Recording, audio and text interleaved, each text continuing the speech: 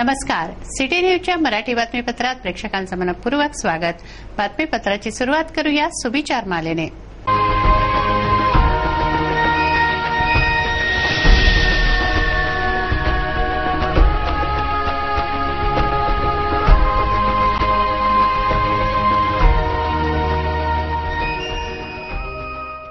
आता बघूया बातमीपत्रातील ठळक बातम्या.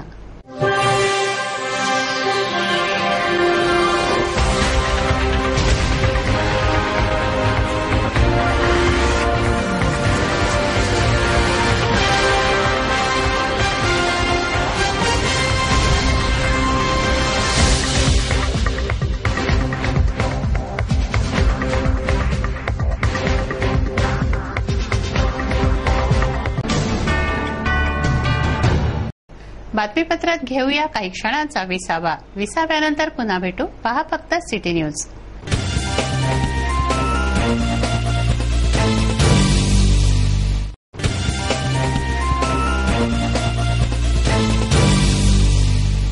विसाव्याअंती पुन्हा आपलं स्वागत आहे. चला बघूया बातम्या विस्तारित स्वरूपात.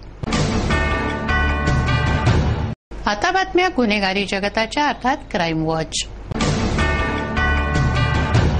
चिंचवैल येथे राहणाऱ्या 21 वर्षीय युवतीने सोमवारी आत्महत्या केली. पहाटे 4 वाजता तिने विहिरीत जीव दिला. ती बेपत्ता झाल्याने शोधाशोध केली असता तिचा मृतदेह विहिरीत आढळला. तिच्या आत्महत्येचं कारण अज्ञात आहे. चिंचवैल येथे राहणाऱ्या युवतीने सोमवारी आत्महत्या केली. शीतल दिलीप शिर्के असं या 21 वर्षीय युवतीचं नाव आहे. पहाटे 4 वाजता सारेच जण साखर झोपेत असताना या युवतीने आपली जीवनयात्रा संपवली. घरचे लोक शोधाशोध करत असताना तिचा मृतदेह विहिरीत आढळला. चिंचवैल मधील ही मोठी विहीर आहे. यामध्ये आतापर्यंत 3 ते 4 जणांनी आत्महत्या केल्याचं परिसरवासियांनी सांगितलंय. शिवाय विहिरीत निर्माल्य देव शिरवण्याचे पाट तरंगताना दिसत आहेत. या विहिरीवर जाळी बसवण्याची वारंवार मागणी करण्यात येते, मात्र त्याकडे दुर्लक्ष केलं जात असल्याचा आरोप रहिवाशांचा आहे. अंजनगाव सुर्जीच्या काझीपुऱ्यातील रहिवाशी जुगनी तन्वीर या विवाहितेने आपल्याला मारहाण केल्याचा आरोप केलाय. मारहाण करून जीवे मारण्याची धमकी दिली, मात्र पोलिसांनी कारवाई केली नसल्याचं जुगनी तन्वीरचं म्हणणं आहे. मैं जब घर में आई गांव से तो देखती थी कि मेरी नकाब उतारने से पहले 2-3 औरतें आई और मुझे मारना शुरू कर दिया. मारने के बाद घर के लोग भी मारना खत्म होने, वो बाहर की लड़की आए और बाहर के लड़कों ने घर में से खींचकर बाहर निकाला. और बाहर जब मारना शुरू किया तो मैं उनके हाथों में से छूटकर भाग गई और वो इरशाद नाम का लड़का मेरी वीडियो कैसेट बना रहा था. मैं पुलिस स्टेशन में भागी तो मेरे पीछे पुलिस स्टेशन में भी पीछे तक के लड़के बहुत सारे भागते हुए आए और जहाँ गिरी वहीं पे खेशातानी कर रहे, कपड़े वगैरह सब फाड़ डाले थे. और पुलिस स्टेशन में पहुंची तो उस वक्त पुलिसों ने मेरा बयान वगैरह लिया और मेरे पीछे वो भी लोग आए, उनके भी रिपोर्ट वगैरह हुई. मेरा मेडिकल चेकअप हुआ. जिस तरह उन्होंने मुझे मारा था, सब हाथों पे वगैरह इस पे घाव लगे हुए थे. मेडिकल चेकअप होने की 9:30 के दरमियान मेरे साथ ये हादसा हुआ और मैं 12 बजे हमारी पूरी कार्रवाई खत्म होने के बाद मुझे किसी हमारे मोहल्ले के अजीज भाई ने घर पे ले जाके छोड़ा. घर पे ले जाने के बाद वहाँ के लड़के लोग बोल रहे थे कि अभी पुलिस स्टेशन से आई, बोले ना ही इसकी रिपोर्ट होगी, बोले ना इसका मेडिकल चेकअप होगा, अब इसके साथ जैसा कुछ भी कर सकते बोले. अपन कपड़े वगैरह फाड़ने की धमकी दे रहे थे, इज्जत की धमकी दे रहे थे, जान से भी मारने की धमकी दे रहे थे और दरवाजे पे लाता मारने लगे. दरवाजा तोड़ने की कोशिश कर रहे थे, कोई दूसरे रूम से आने की कोशिश कर रहा था. बस इस दौरान मैं बहुत घबरा गई और मेरे पास इज्जत बचाने के लिए कोई और रास्ता नहीं था, इसलिए मैंने अपने आप को फांसी लगाई. तो मुझे फिर दूसरे लोगों ने बचाया. तो जब मुझे रस्सी से निकाल रहे थे नीचे अपनी दुपट्टे की फांसी खोलकर, तो वो लड़के लोग बोल रहे थे तमू नाम का कि आप लाओ, बोले उसको आप हम फांसी देकर बताते, बोले फांसी क्या चीज है. और उसके बाद उन्होंने मेरे को ना हॉस्पिटल लेके गए ना कुछ किया, बल्कि मेरे को कुछ बड़ी गाड़ी बोलकर मेरे गांव के अजीज मामू ने मेरे मायके में छोड़ दिया और मेरे को बोला कि घर पे जाके ऐसा बोलना कि हमारे अंजनगांव में झगड़ा हुआ, ऐसा मत बोल दो कि तेरे साथ क्या हुआ। झूठ बोलने लगा। और इसके बाद में जब सुबह में और फिर पुलिस डिपार्टमेंट से मेरे को 1:30 बजे रात को फोन आया कि हम तेरे पति को हवालात में डाल रहे बोले। तो सुबह में और पुलिस वालों ने मेरे को ये बोला था कि हम सुबह में पंचनामा करेंगे बोले आके, लेकिन उन्होंने मुझे मेरे मायके में भिजा दिया पकड़। और जब मैं जाके पुलिस स्टेशन पहुंची और पुलिस वालों से पूछने लगी कि मेरे शौहर है क्या हवालात में, तो वो बोले नहीं, हमने किसी को हवालात में किया ही नहीं। तो मैं पुलिस वालों को बोलने लगी कि तुम्हारे डिपार्टमेंट से फोन आया था, आप लोग कोई प्लॉट क्यों नहीं ले रहे।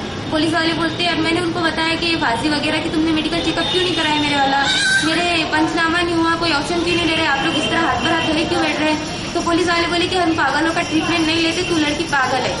और वो आबिद मेंबर भी यही बोल रहा था कि ये लड़की पागल है बोली। और नासिर मेंबर, ये सब वहाँ पे अच्छे अच्छे लोग जमा हो गए, मेरे को पागल करार दी थी। इस बात पे मैं पुलिस वालों को बोलने लगी कि मेरा ऑप्शन क्यों नहीं लिया जा रहा। तो पुलिस वाले ने मेरे को बोला कि उठाओ इसको हवालात में डाल दो, जबकि मेरा कोई गुनाह नहीं था। उन लड़कों ने मेरे साथ इतनी बदसलूकी की, उन लड़कों को नहीं डाला उन्होंने हवालात में, बल्कि उल्टा मेरे को डाल रहे थे। और आज भी पुलिस वालों की कोई कार्रवाई नहीं हुई, ना मुझे हॉस्पिटल लेके आए, बल्कि अंजनगांव के स्टाफ पे मुझे कुछ पुलिस वाले छोड़ने के लिए अब एसटी टिकट फाड़ के दे दिए। मैं खुद अपने मर्जी से हॉस्पिटल आई और खुद ही एडमिट हुई, पैदल हुई, मेरी किसी ने मदद नहीं करा। बातमीपत्रात टाकूया सामाजिक, राजकीय व धार्मिक घडामोडींवर एक नजर। जयस्तंभ चौकात सुरू असलेल्या दहीहंडीत पोलिसांनी विघ्न आणलं। रस्त्यावर दहीहंडी होऊ देणार नाही असं पोलीस आयुक्तांनी म्हटलं होतं। शहरात सुरू असलेल्या दहीहंडी बंद पाडण्यासाठी पोलिसांनी खेळी खेळली, युवा सेनेच्या खांद्यावर बंदूक ठेवली, परंतु पोलिसांचा हा प्रयत्न युवा सेनेनं हाणून पाडला, अपयशी ठरवला। रस्त्यांवर दहीहंडी स्पर्धा होऊ देणार नाही असं पोलीस आयुक्त भटकर यांनी म्हटलं होतं। तशी घोषणाही त्यांनी केली होती, परंतु थेट मुख्यमंत्र्यांच्या मध्यस्थीने परवानगी घेतल्याने पोलीस आयुक्तांचा नाईलाज झाला। आयोजकांना बोलून बोलून पोलिसांना परवानगी द्यावी लागली। मुख्यमंत्र्यांच्या आदेशावरून पोलिसांनी रस्त्यावर दहीहंडी करण्यासाठी परवानगी तर दिली, परंतु या आयोजनात विघ्न आणण्याचा डाव रचला गेला। दहीहंडी रस्त्यावर होऊ देणार नाही या स्वतःच्या घोषणेनंतर त्यांना परवानगी द्यावी लागल्याने अपमानाचा बदलाच पोलिसांनी घेतला। जयस्तंभ चौकातील दहीहंडी स्पर्धेतील उत्सुकता शिगेला पोहोचली असताना आनंदी आनंद येथे असताना पोलिसांचा संताप होत होता। शहरातील 3ही दहीहंडीमध्ये विघ्न आणण्याचा त्यांनी डाव रचला। एका स्पर्धेत विघ्न आणायचं व त्यांच्याकडूनच बाकीच्या 2 दहीहंडी स्पर्धा बंद पाडायच्या असा निश्चय करूनच पोलीस, युवा सेना व सिटी चॅनेलच्या दहीहंडी स्पर्धेत पोचले। प्रेक्षकांच्या गाड्या भंगाराप्रमाणे उचलणं त्यांनी सुरू केल्या। वीज पुरवठा खंडित केला। हे पाहून आयोजकांनी स्पर्धा मध्येच थांबवली व पोलिसांचा निषेध करून दहीहंडीचे 3ही पुरस्कार अनाथालयाला देण्याची घोषणा केली। पोलीस प्रशासन मुर्दाबाद, पोलीस प्रशासन मुर्दाबाद। आम्ही डिपार्टमेंटचा निषेध करतो, ज्यांनी आम्हाला त्रास देत आहे। यह आज का कार्यक्रम पुलिस प्रशासन की अव्यवस्था के कारण और उनके अति प्रसंग के कारण यहाँ पर बंद किया जाता है। कार्यक्रम स्थल से रविवार के दिन नो पार्किंग की गाड़ी उठाना, उनकी चालान फाड़ना, जबरदस्ती गाड़ी उठाना, कुल मिलाकर पुलिस ने इस कार्यक्रम को बंद करने के लिए सारे प्रयास किए। इसके अलावा एमएससीबी वालों ने भी सुबह से यहाँ पे 4 से 5 बार लाइन का ब्रेकअप दिया। पुलिस प्रशासन यहाँ पे व्यवस्था करने में असफल रही है। छोटा सा कार्यक्रम यहाँ पर उनसे संभाला नहीं गया। दरवर्षीप्रमाणे याही वर्षी श्री प्रवीण हरमकर आणि चंदुजी सेजुदिया यांच्या नेतृत्वात या ठिकाणी हा दहीहंडीचा कार्यक्रम सुरू होता। अत्यंत शांततामय वातावरणात कार्यक्रम सुरू होता। अनेक टीमा या ठिकाणी आल्या होत्या दहीहंडी फोडणाऱ्या, ते या ठिकाणी हंडी फोडण्याचा प्रयत्न करत होते आणि अतिशय व्यवस्थितपणानं कार्यक्रम सुरू असताना पोलीस प्रशासनानं या ठिकाणचा कार्यक्रम बंद पाडण्याचा प्रयत्न केला। त्यांनी या ठिकाणी पहिल्यांदा जो लाऊडस्पीकर सुरू होता तो लाऊडस्पीकर बंद करण्याचा प्रयत्न केला। जे विद्युत पुरवठा या ठिकाणी घेतला गेला होता त्या विद्युत पुरवठा बंद करण्याचा प्रयत्न केला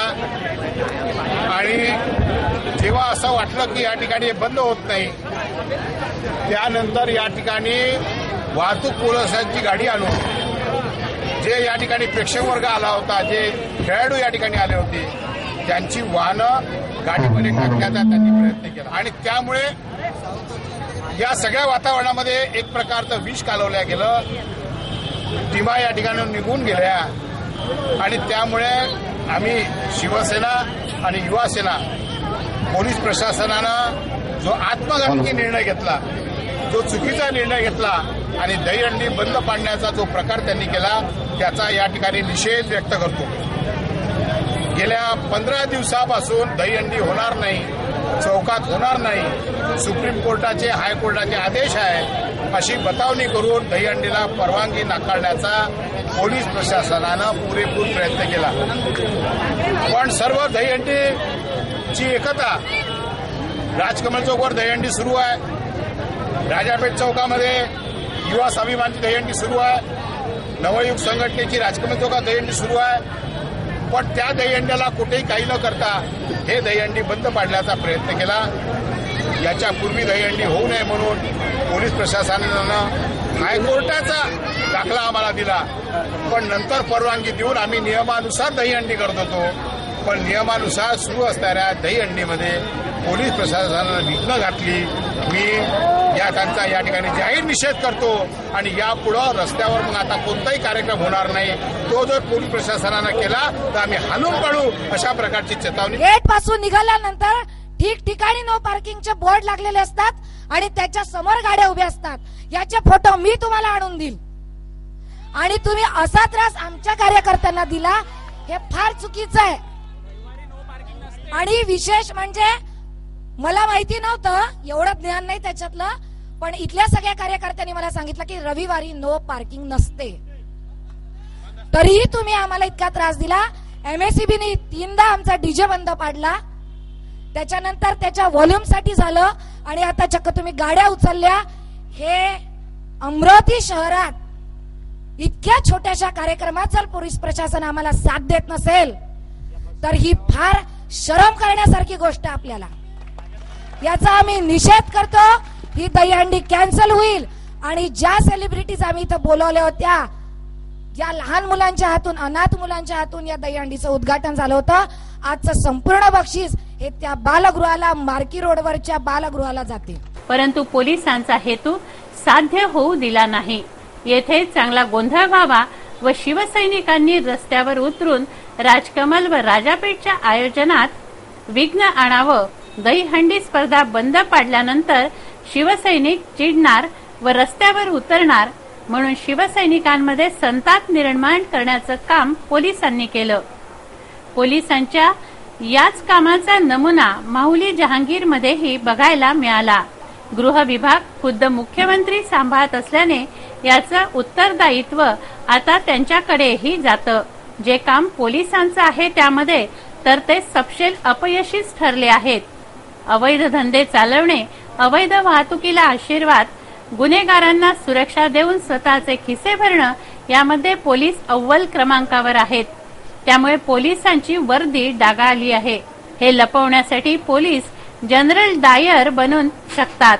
हे पोलिसांनी दोन्ही ठिकाणी सिद्ध केलं आहे. पहिले माहुलीमध्ये, मग आता शहरात. आता तर चक्क पोलिसांवर विषप्राशनाचा आरोपही सिद्ध झाला आहे. बातमीपत्रात वेळ झाली एका विश्रांतीची. विश्रांतीनंतर पुन्हा भेटू. पहा फक्त सिटी न्यूज.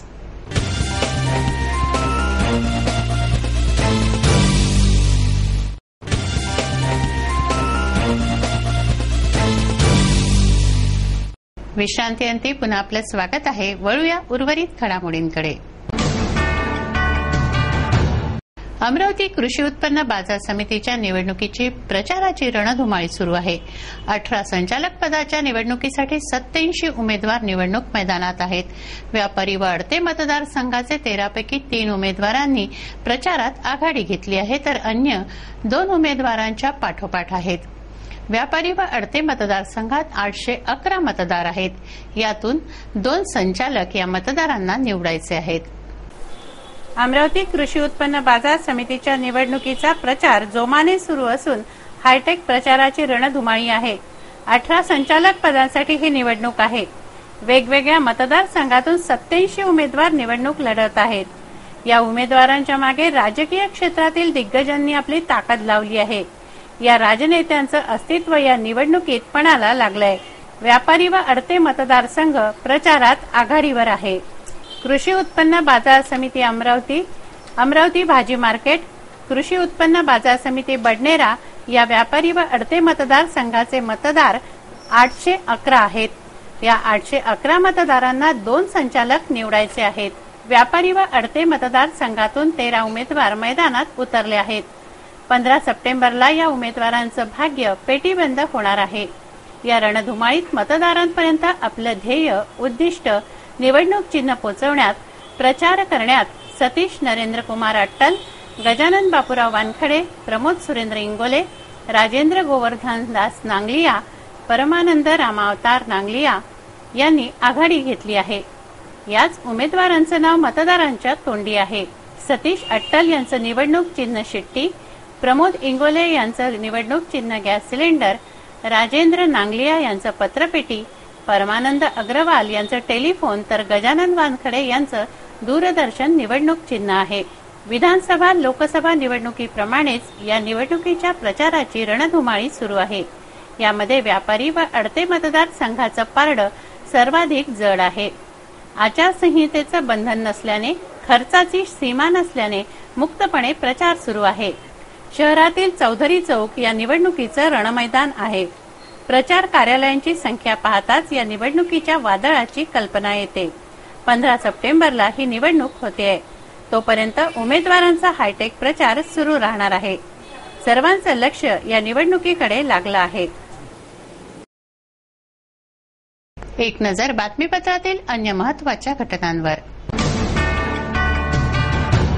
हे बातमीपत्र एवढ्यावरच थांबवूया. पुन्हा एकदा आजच्या ठळक बातम्या.